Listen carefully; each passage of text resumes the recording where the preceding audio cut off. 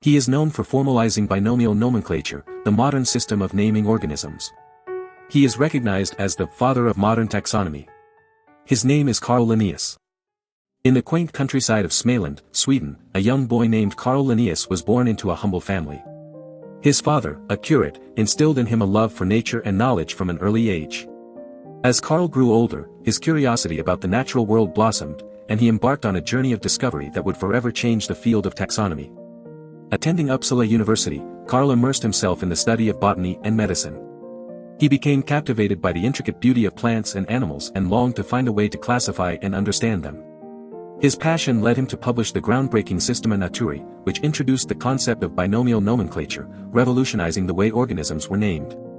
But Carl was more than just a scientist, he was a poet at heart. His ability to see the poetry in nature set him apart from his contemporaries. His writings, often in Latin, were not mere technical descriptions but lyrical expressions of his deep connection to the natural world. Critics and admirers alike recognized this unique quality. As Swedish author August Strindberg remarked, Linnaeus was in reality a poet who happened to become a naturalist. As his fame spread, philosophers and thinkers from across Europe were inspired by Linnaeus's work. Jean-Jacques Rousseau, in awe of his contributions, sent him a message proclaiming him the greatest man on earth. Even Johann Wolfgang von Goethe, renowned for his literary genius, acknowledged that Linnaeus's influence rivaled that of Shakespeare and Spinoza.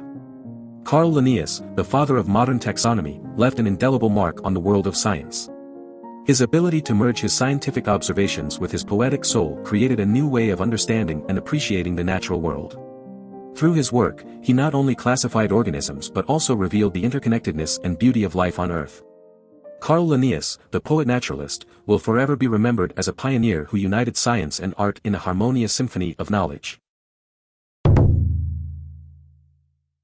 Even in his early years, Carl seemed to have a liking for plants, flowers in particular. Whenever he was upset, he was given a flower, which immediately calmed him. His father, Niels, spent much time in their garden, showing Carl flowers and telling him their names. It was in these moments that Carl's passion for botany began to take root. Niels, an amateur botanist and Lutheran minister, nurtured Carl's interest in plants. He recognized his son's curiosity and love for nature, and soon gave Carl his own patch of earth where he could grow his own plants. This small plot became Carl's sanctuary, a place where he could explore and learn about the natural world around him. Born in the village of Rashult in Småland, Sweden, on May 23, 1707, Carl was the first child of Nils and Christina.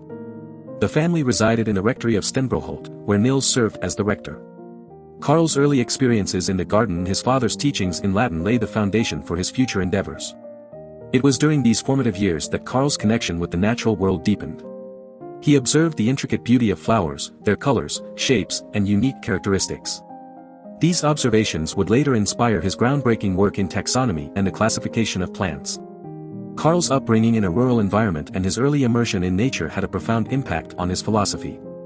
He believed in the importance of understanding and appreciating the natural world, and saw the study of plants as a way to unlock the secrets of creation. His childhood experiences shaped his belief that every living organism had its place in the intricate web of life, and that through observation and classification, we could understand and appreciate the diversity and interconnectedness of all living things. Carl Linnaeus's early education was a mix of challenges and opportunities that shaped his path towards becoming one of the most renowned naturalists and botanists in history.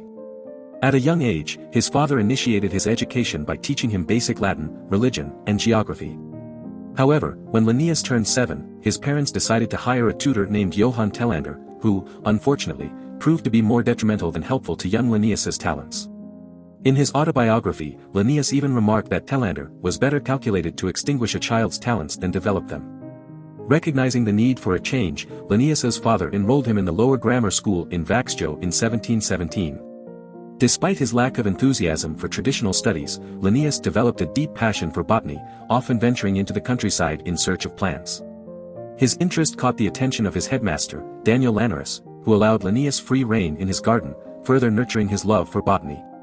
During this time, Linnaeus also had the opportunity to meet Johann Rothman, a state doctor and botanist. Rothman became a mentor to Linnaeus, expanding his knowledge of botany and inspiring his interest in medicine.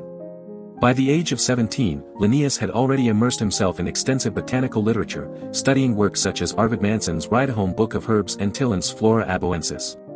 In 1724, Linnaeus entered the Vaksjo-Katedralskola, where he focused on subjects like Greek, Hebrew, theology, and mathematics, a curriculum designed for those preparing for the priesthood.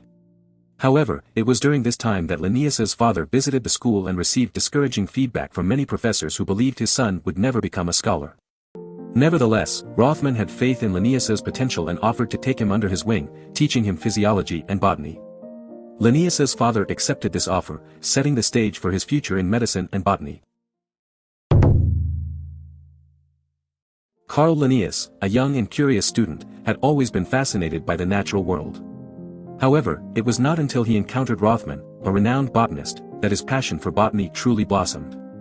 Rothman's guidance and mentorship showed Linnaeus that botany was not just a pastime, but a serious subject worthy of exploration and study. Inspired by Rothman's teachings, Linnaeus delved deeper into the world of plants. Under Rothman's tutelage, Linnaeus learned the importance of classification.